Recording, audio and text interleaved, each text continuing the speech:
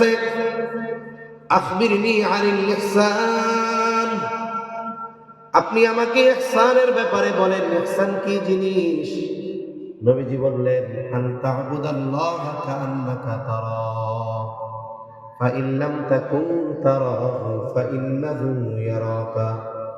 নবীজি বলেন তুমি এমন ভাবে আল্লাহ তাআলার ইবাদত করবা কেমন যেন তুমি তাকে দেখতেছো।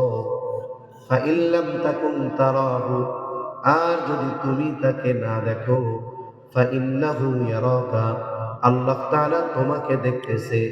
আমরা আল্লাহকে দেখি না, কিন্তু বলেন তো আল্লাহ তাআলা আমাদেরকে দেখেন কি দেখেন না?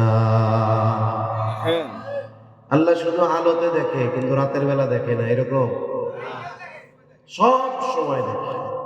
শুধু উপরে দেখে, ভেতরে দেখে না।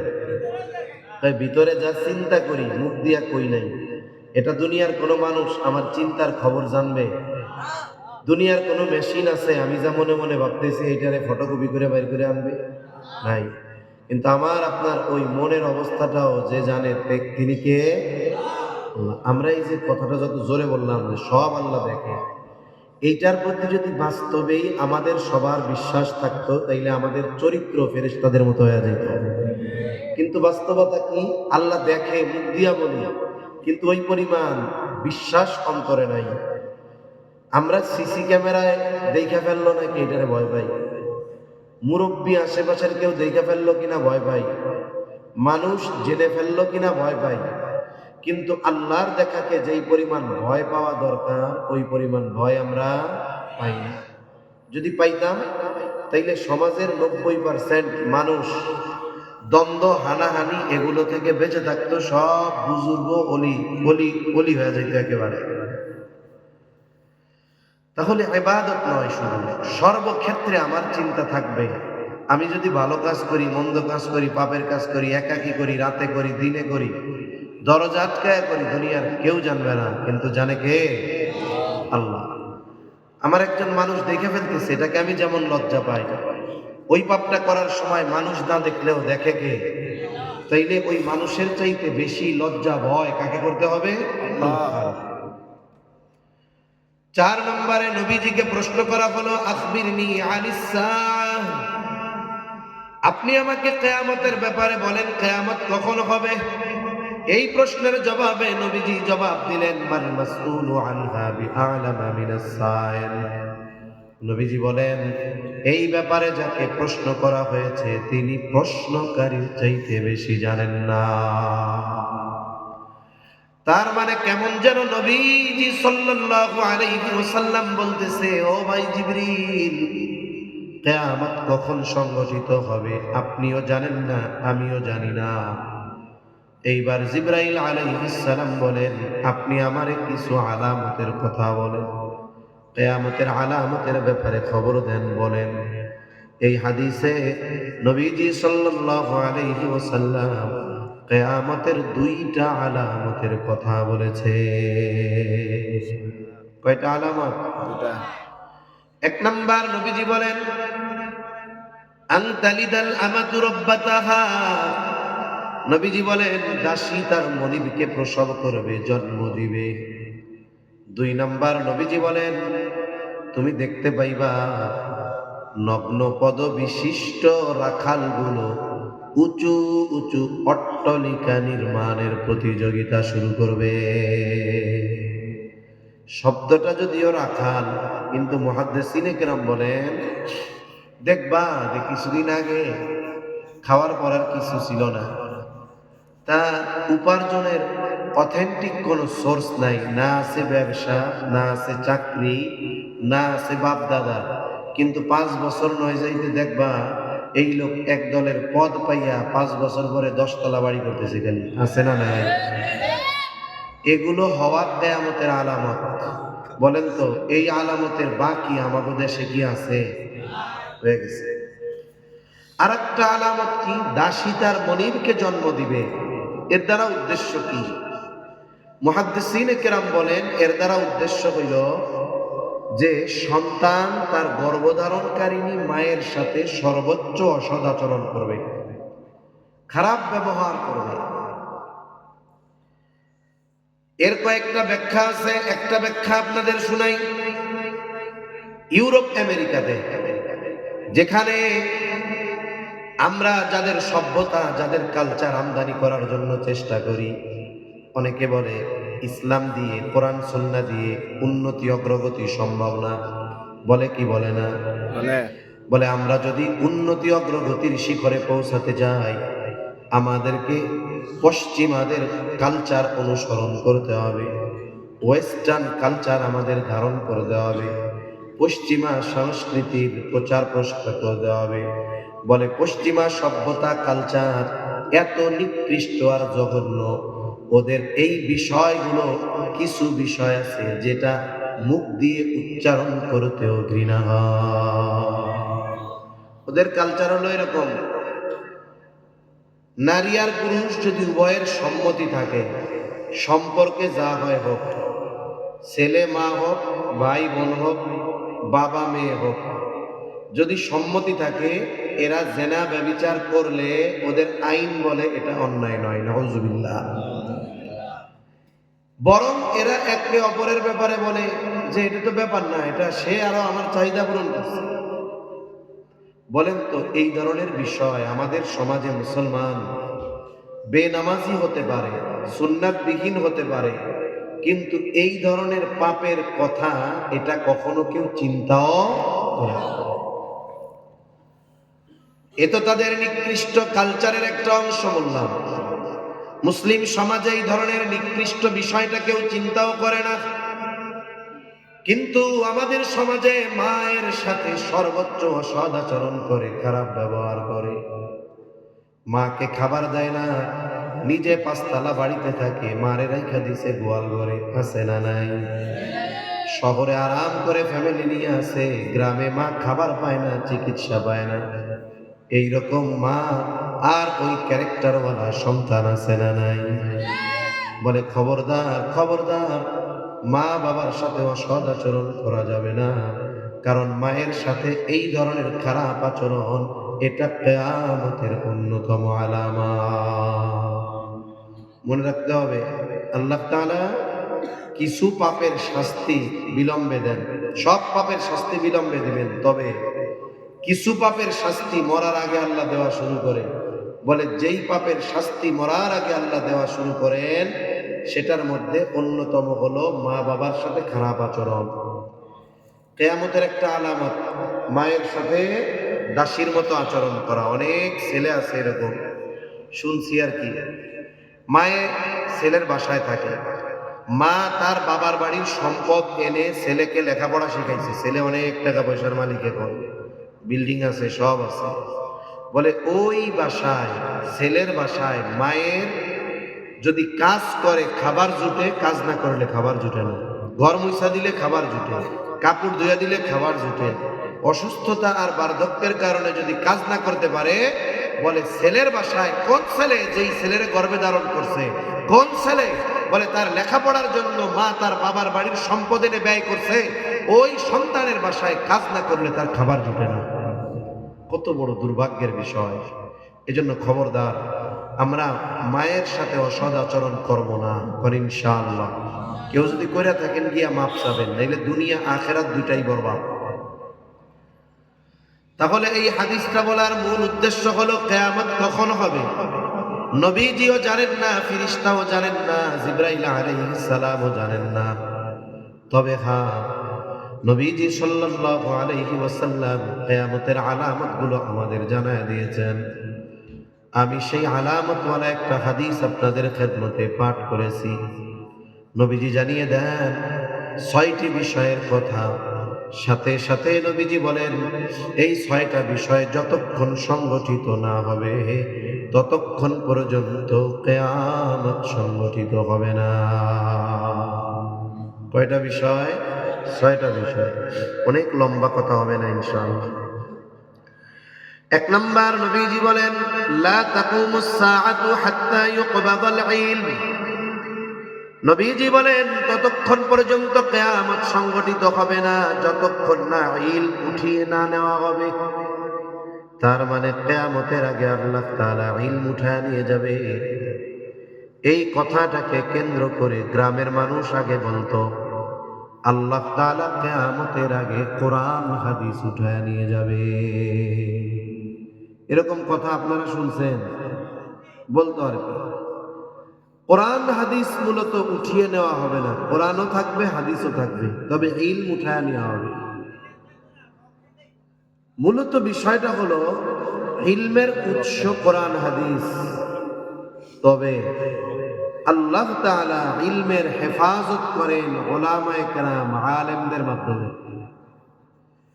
এজন্য নবীজি সাল্লাল্লাহু আলাইহি ওয়াসাল্লাম এক হাদিসের মধ্যে বলেন, কোন তরিকায় কোন পদ্ধতিতে ইলম উঠায় নেওয়া হবে, নবীজি বলেন ইন্নাল্লাহা লা ইয়াকবিদুল ইলমা ইনতিজাআন ইয়ানতাজিউহু মিনান নাস। নবীজি বলেন আল্লাহ তাআলা একত্রে একসাথে মানুষের অন্তর থেকে ইলম উঠিয়ে নেবেন না। গ্রামের মানুষ কইতো আর কি যে সারা পৃথিবীর মানুষ এক রাত্রে কোরআন ভুলে যাবে, ইমাম সাহেব নামাজ পড়াইতে গিয়ে সূরা ফাতিহা ভুলে যাবে, সব আল্লাহ উঠায় নিবে, ওই যে কোরআন শরীফ খুলবে দেখবে যে লেখাটাকে কিচ্ছু নাই, সব সাদা হয়ে গেছে। উনটা বলতো আর কি গ্রামের মানুষ। কিন্তু নবীজি বলেন না, এইভাবে ওঠানো হবে না। একত্রে এমন হবে না যে সারা পৃথিবীর সব হাফেজ কোরআন ভুলে যাবে, এমনটা হবে না। সারা পৃথিবীর মুফতিরা ফতোয়া ভুলে যাবে, মাসআলা ভুলে যাবে, এমনটা হবে না। সারা পৃথিবীর মুহাদ্দিসিনে কেরাম হাদিস ভুলে যাবে, এমনটা হবে না। তাহলে আল্লাহ ইলম কেমনে উঠায় নিবে? নবীজি বলেন ওয়ালাকিন ইয়াকবিদুল ইলমা বিকবদিল উলামা, বরং আল্লাহ তাআলা আলেমদেরকে উঠিয়ে নেওয়ার মাধ্যমে ইলম উঠায় নিয়ে যাবে। কোরআন হাদিসের লেখা থাকবে, আমল থাকবে না। কোরআন হাদিস আরো সুন্দর হবে, কিন্তু বোঝার মতো বোঝানোর মতো মানুষ তখন আর থাকবে না। সময়ের সাথে সাথে এটা এক সময় হবে। তখন কি হবে? মানুষেরা জাহেলদেরকে ধর্মীয় নেতা বানাবে। এখন ফতোয়া জিজ্ঞাসা করবে, জাহেল ফতোয়া দিবে। ফতোয়া প্রদানকারী আর ফতোয়ার উপরে আমলকারী অনুসরণকারী উভয়ে গোমরাহী পথভ্রষ্ট হয়ে যাবে। এজন্য আমাদের কাজ কি? আমাদের প্রথম কাজ যে উলামায়ে কেরামের ব্যাপারে দোয়া করা, তাদের সাথে শত্রুতা না রাখা। 2 নম্বর, যেখানে ইলমের চর্চা হয় মাদ্রাসা, এগুলার উপরে সুদৃষ্টি দেওয়া। অনেকে মনে করতে পারে যে আমাদের তো গ্রামে সব ছোট ছোট মাদ্রাসা, বড় বড় মাদ্রাসা আছে, এগুলার দিকে খেয়াল রাখুন। আরে ভাই, বড় মাদ্রাসা ছাত্রগুলা পায় তো এই ছোট ছোট মাদ্রাসা থেকে, ঠিক কিনা বলেন? মনে করেন আপনার এলাকার 5 বছরের বাচ্চাটারে মাদ্রাসা দিচ্ছেন, আপনি কি এই 5 বছরের বাচ্চারে হাঁটাজারি নিয়ে দিয়ে আসতে পারবেন? ও তো বিছানায় প্রস্রাব করে, পায়খানা করে সুস্থতে পারে না। তাহলে কি হয়? বলে ওই হাটহাজারি, পটিয়া, নানুপুর, জিরি, যাত্রাবাড়ি, ফরিদাবাদ, ওই বগুড়ার জামিল মাদ্রাসা, এই সব জায়গায় পাঠানোর প্রস্তুত করা হয় আপনার আমার গ্রামের ছোট ছোট মাদ্রাসা থেকে, ঠিক কিনা বলে? এই মাদ্রাসাগুলো থাকলে ওইগুলো চালু থাকবে, এই মাদ্রাসাগুলো থাকবে না, ওই জায়গায় হাজার হাজার ছাত্র থাকবে না। তাহলে মাদ্রাসা থাকবে, কোরআন হাদিসের চর্চা থাকবে, ইলম অন্বেষণকারীরা ইলম অন্বেষণ করবে, আলেম হবে, ইলমের হেফাজত হবে, আর এই আলেমদের কারণে আল্লাহ কিয়ামতকে দূরে সরায় রাখবে। সুবহানাল্লাহ। এজন্য আমরা আলেমদের দুশমন মনে করব না, কারণ এদের মাধ্যমে আল্লাহ ইলমের হেফাজত করেন। আর ইলম থাকবে তো কিয়ামত দূরে থাকবে, আর ইলম উঠে যাবে, আল্লাহ তাআলা কিয়ামতকে ত্বরান্বিত করে দিবেন। 2 নম্বর, নবীজি বলেন ওয়াতাকসুরাজ জালাজিল, কিয়ামতের আগে সালসালা ভূমিকম্প বেড়ে যাবে। সম্প্রতি সময়ে খুব ভূমিকম্প হইতেছে। ঢাকাতে ভূমিকম্প টের পাওয়া গেছে বেশি, 2 সপ্তাহ আগে 5.7 মাত্রার ভূমিকম্প। এটা জমিনে সংগঠিত একটা বিপর্যয়, একটা মুসিবত। এখন কথা হলো ভূমিকম্প কেন হয়? প্রথম কারণ, ভূতত্ত্ববিদরা বলেন ভূমিকম্প হয় টেকটনিক প্লেটের নড়াচড়ার কারণে। আমরা জমিনের উপরিভাগে বসবাস করি, তবে আমাদের বসবাসের জায়গাগুলো একত্রে নয়, আলাদা আলাদা ভাগ করা। যেমন আমরা আছি ইন্ডিয়ান প্লেটে, আমাদের পাশে আছে ইউরোশিয়া প্লেট, আর এক পাশে আছে বার্মা প্লেট। বলে এইগুলোর মধ্যে ফাটল আছে, ঠিক আছে? মনে করেন এটা হলো ইন্ডিয়ান প্লেট, এটা হলো ইউরোশিয়া প্লেট, এটা পাশাপাশি, এরকম মধ্যে একটু ফাটা আছে, কি আছে? এটাকে ফল্ট লাইন, এটাকে কি বলে? Fault line. আবার আর এক পাশে আছে মনে করেন বার্মা প্লেট, ওইটাও এরকম আলাদা। আমাদের দেশের সিস্টেম হইলো আমরা ইন্ডিয়ান প্লেটে, এই জায়গায় বার্মা প্লেট, এই জায়গায় ইউরোশিয়া প্লেট, আর এই জায়গায় ইন্ডিয়ান প্লেট। এই তিন প্লেটের মাথায় হলো আমরা ত্রিমোহনায়।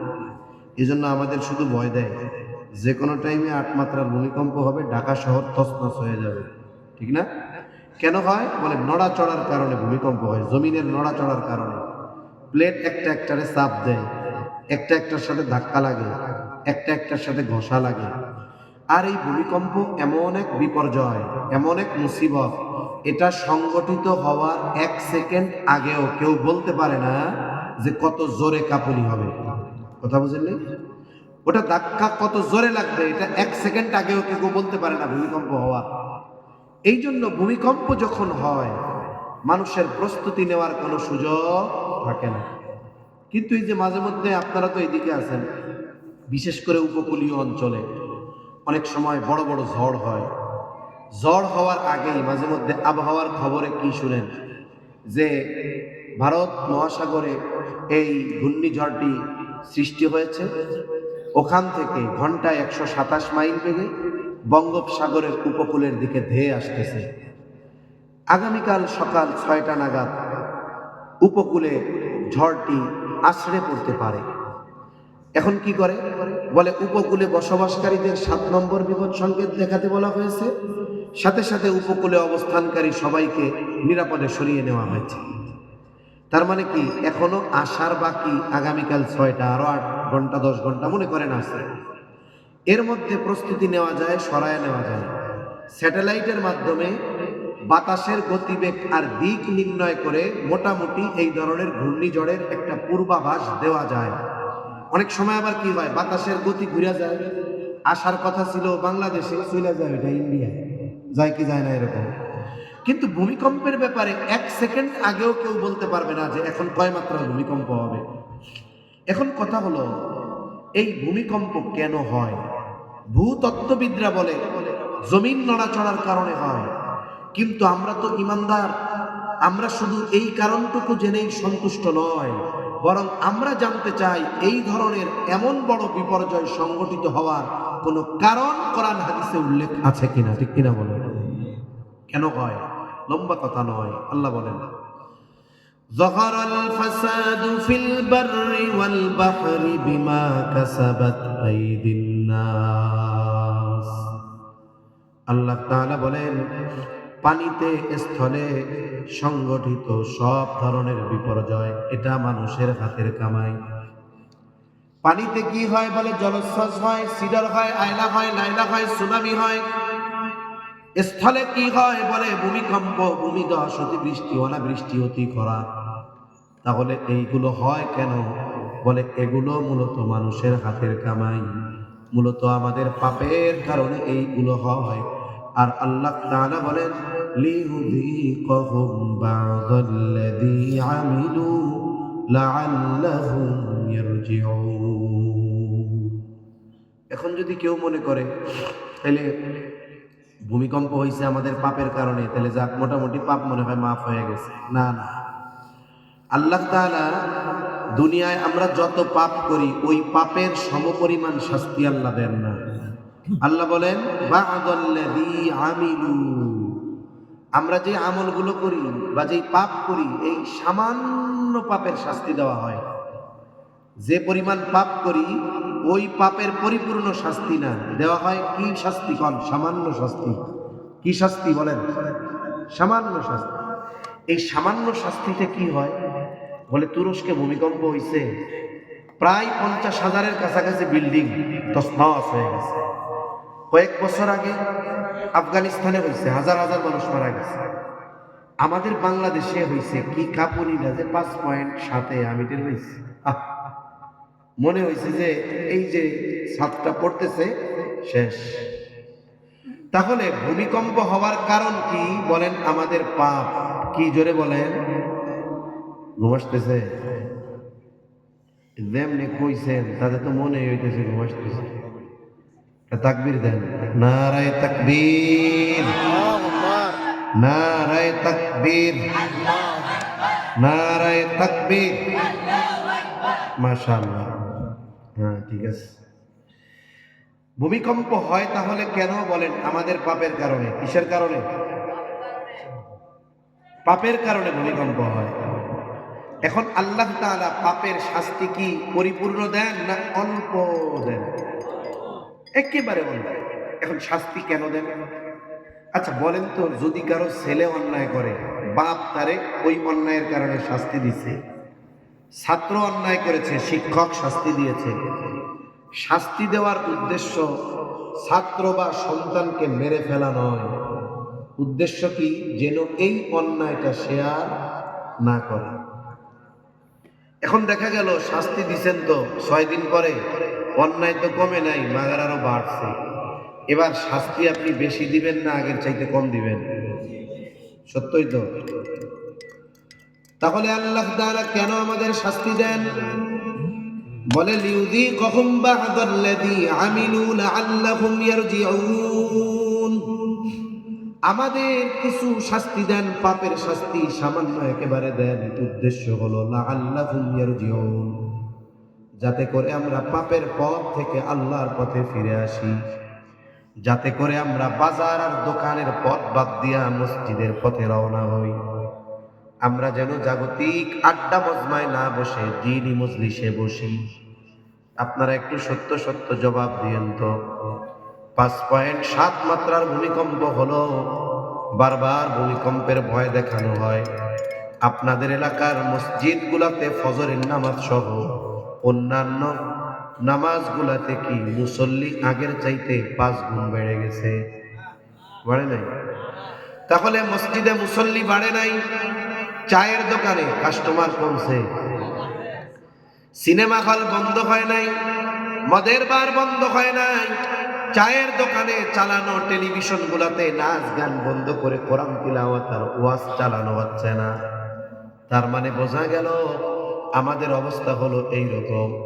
5.7 মাত্রার ভূমিকম্প আল্লাহ দিয়েছিলেন কেন? যেন বান্দা মসজিদে যায়, যেন বান্দা দ্বীনি কাজ করে, বান্দা যেন পাপের পথ থেকে ফিরে আসে।